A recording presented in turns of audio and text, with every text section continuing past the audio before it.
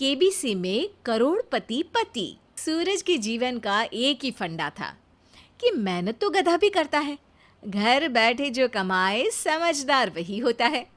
इसीलिए उसने कभी नौकरी ही नहीं ढूंढी। इस बात से हालांकि उसकी पत्नी शिखा बिल्कुल भी अग्री नहीं करती थी, पर फिर भी सूरज को समझाना बेकार था। टीवी में कैसे बनोगे करोड़पति का ऐड देखकर उसे लगा कि बस अब तो घर बैठे ही वो करोड़पति बन सकता है, और उसके पीछे उसने अपने सारे सोर्सेस एक्टिव कर दिए। 2 हफ्ते में उसके कलीग के साले के पड़ोसी के बेटे का सोर्स निकलता है जो कि उसे शो में पहुंचा सकता है, और सूरज उससे मिलने चला जाता है। अच्छा, तो हमें मुकेश जी बता रहे थे कि आप हमें शो में पहुंचा सकते हैं। हाँ, उसमें कोई तकलीफ नहीं है। मैं कल अगर कोशिश करूँ तो इसी महीने में आपका नंबर आ जाएगा। अरे ये तो बहुत बढ़िया हो गया। अच्छा, वो सिलेबस और क्वेश्चन पेपर का कोई जुगाड़ है क्या? हैं? उसका तो कोई जुगाड़ नहीं है। तो वो वाकई में कुछ भी पूछ सकते हैं? हाँ, वो तो बच्चन जी पर है, जो पढ़ते हैं वो पूछ लेते हैं। पहली कोशिश फेल होने पर अब सूरज के सामने एक बहुत बड़ा सवाल था कि आखिर जवाब कहाँ से लाए। तब शिखा ने एक सजेशन दिया, क्यों ना सूरज अपने चचेरे भाई सुमित से मदद मांगे, जो कि यूपीएससी की तैयारी कर रहा था। हालांकि इतनी मेहनत करना सूरज को समझ में नहीं आता था, पर कोई और रास्ता ना मिलने पर वो आखिर सुमित से बात करता है।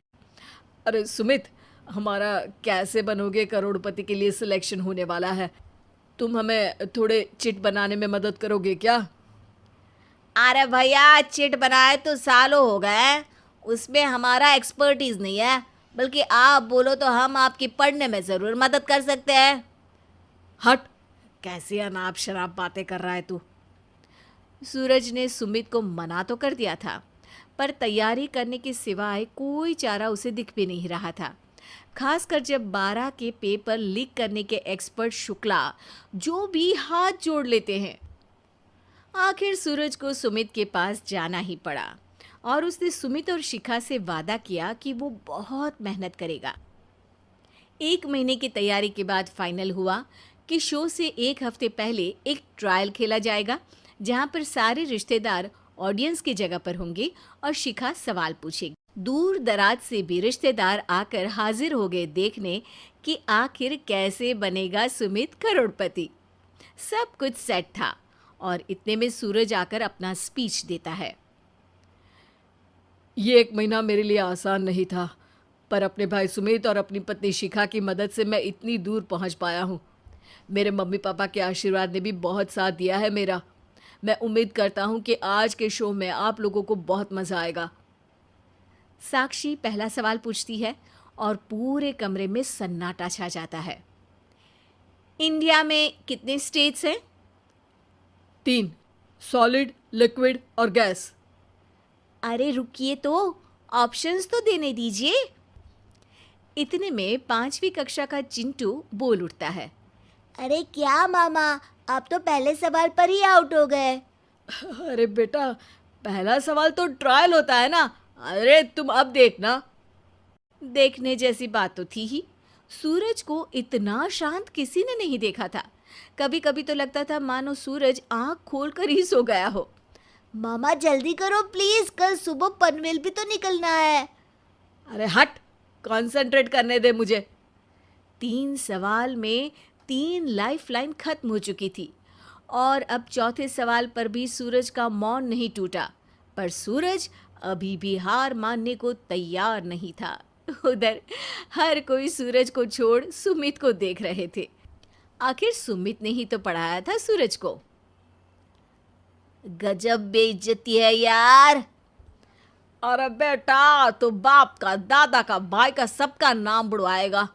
अरे 3 लाइफलाइन ले ली तो भी तेरा कुछ नहीं होना है। अरे कोई इतनी बात करता है क्या शो पर? अरे बेटा, शो पर तेरे जैसे भी तो नहीं आते ना।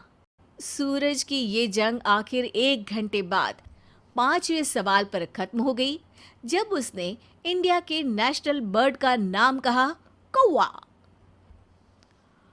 अरे बेटा, मजा तो बहुत आया, बस थोड़ा टाइम पर खत्म होता तो आनंद भी आ जाता।